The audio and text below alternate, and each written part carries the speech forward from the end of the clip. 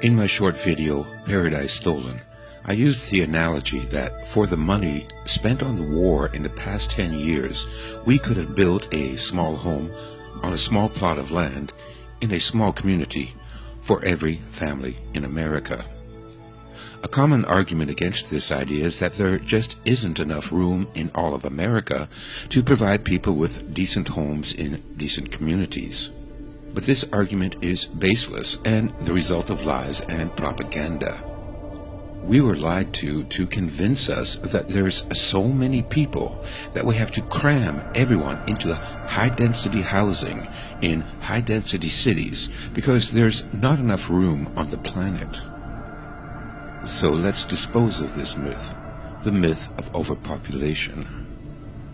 The community portrayed in the video consists of 262 homes, but for our purposes we'll round it off to 250 homes. If we assume an average of 3 people per family, or 1 home for every 3 people, that would mean about 750 people live there. Including parks and playgrounds, the whole community sits on 12 acres of land. Now let's take the U.S. population of 320 million and divide them into communities of 750 people each, which gives us 426,666 villages. Each village sits on 12 acres, so multiply that by 12, equals 5,119,992 acres. Convert acres to square miles and we have just under 8,000 square miles. That means we could fit everyone in America in a 1-story home with a front yard and a backyard, with plenty of parks and playgrounds and waterways for every 750 people, and it would all fit easily on the available landmass of the state of New Hampshire, and still have 1,000 square miles to spare. That could leave the entire rest of the country, including Alaska, without a single person living there. See now how ridiculous it is to think that the entire landmass of the U.S. cannot provide the needs and resources for a low-density population taking up less room than New Hampshire. But let's go further. Let's take the entire population of the planet, 7.3 billion people. We do the same math. 7.3 billion divided by 750 times 12 acres converted to square miles, and we have 180,000 square miles.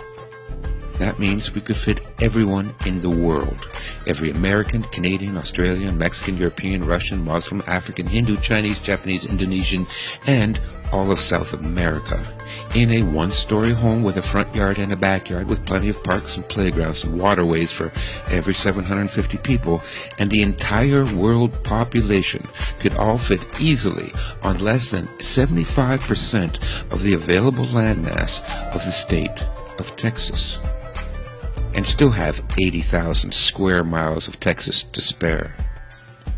But too many people is not the reason that half the population of the world has to live in hunger and squalor, and the rest of us lives of desperation and alienation. So why are we being herded into these high-density megacities? We've already shown that it's not efficient, and we know that there's plenty of room for everyone. Well, the answer is that a few dozen psychopaths want us to tear each other to pieces so that we won't unite against our slave masters. We are part of a giant laboratory experiment, and each of us is just an expendable little white lab mouse. Don't believe me? Well, don't take my word for it. Let's go back 50 years and take a look at some experiments by a Dr. John Calhoun called Mouse Utopia. The work of Dr. John Calhoun at the National Institute of Health in Washington, D.C. has attempted to answer this question. In a unique experiment that took years to complete, Dr. Calhoun used white mice to study population growth and its effects on individual behavior. In this 16-cell mouse habitat, utopian conditions of nutrition, comfort, and housing were provided for a potential population of over 3,000 mice. Yet, in spite of ideal conditions, the mouse population met with catastrophe. the population of the mice doubled every 60 days.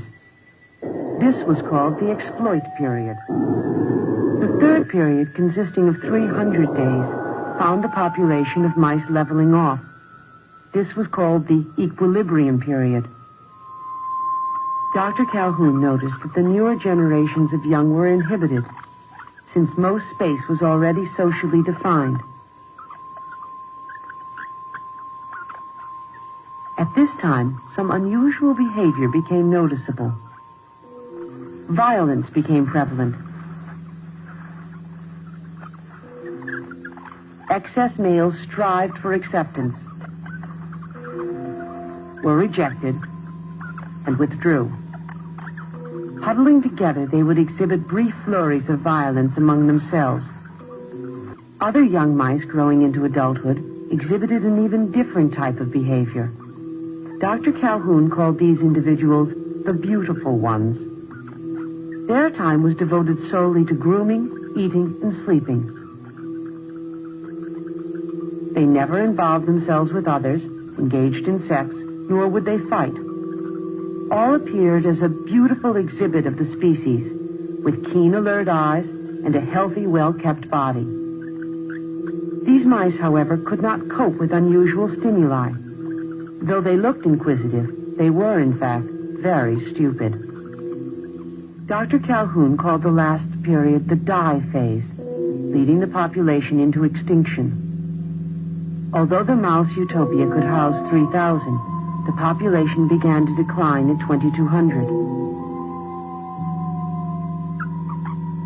In the shift from the equilibrium to the die phase, each animal became less aware of associates, despite all animals being pushed closer together. Dr. Calhoun concluded that the mice could not effectively deal with the repeated contact of so many individuals. The evidence of violence increased to the point where most individuals had had their tails bitten to some degree. Eventually, the entire mouse population perished. What the filmmakers fail to mention is that these mice would never have behaved that way if they weren't trapped in the narrow confines of the experiment.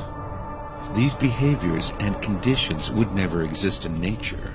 It is only an artificial, closed system that causes these problems. Still wonder why we are being herded into cities?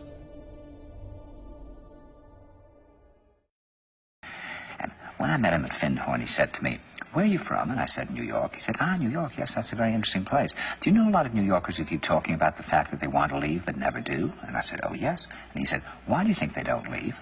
He said, "I think that New York is the new model for the new concentration camp, where the camp has been built by the inmates themselves, and the inmates are the guards, and they have this pride in this thing they've built. They've built their own prison, and so they exist in a state of schizophrenia, where they are both guards and prisoners, and as a result, they no longer have, having been lobotomized, the capacity to leave the prison they've made, or to even see it as a prison."